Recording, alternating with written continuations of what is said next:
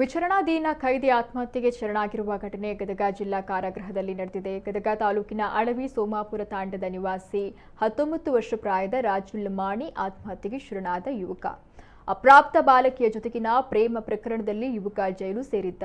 ಯುವಕನ ವಿರುದ್ಧ ಮಹಿಳಾ ಪೊಲೀಸ್ ಠಾಣೆಯಲ್ಲಿ ಪೋಕ್ಸೋ ಕಾಯ್ದೆ ದಾಖಲಾಗಿತ್ತು. ಈ ಹಿನ್ನೆಲೆ ಯುವಕ ಜೈಲು ಸೇರಿ 20 ದಿನಗಳಿಂದ ಜೈಲಿನಲ್ಲೇ ವಾಸವಾಗಿದ್ದ. ಇನ್ನು ಜೈಲು ಸೇರಿದ ರಾಜುವನ್ನ ಆತ ಪ್ರೀತಿ ಮಾಡಿದ್ದ ಅಪ್ರಾಪ್ತ ಬಾಲಕಿ ಹಾಗೂ ಪೋಷಕರು ಭೇಟಿ ಮಾಡಿ ಮಾತುಕತೆಯನ್ನು ನಡೆಸಿದ್ರು. ಅವರ ಭೇಟಿ ಮಾಡಿದ ಬೆನ್ನಲ್ಲೇ ಯುವಕ ಜೈಲಿನಲ್ಲಿ ಆತ್ಮಹತ್ಯೆಗೆ ಶರಣಾಗಿದ್ದಾನೆ. ಮಗ ಆತ್ಮಹತ್ಯೆ ಮಾಡಿಕೊಂಡಿರೋ ಬಗ್ಗೆ ತಿಳಿತಾ ಇದ್ದಂತೆ ಜೈಲಿನ ಎದುರು ಆಗಮಿಸಿದ್ದ ಪೋಷಕರು ಕಣ್ಣೀರಿಟ್ಟಿದ್ದು, ಜೈಲು ಸಿಬ್ಬಂದಿಯ ನಿರ್ಲಕ್ಷ್ಯವೇ ತಮ್ಮ ಮಗನ ಆತ್ಮಹತ್ಯೆಗೆ ಕಾರಣ ಅಂತ ಆರೋಪಿಸಿದ್ದಾರೆ.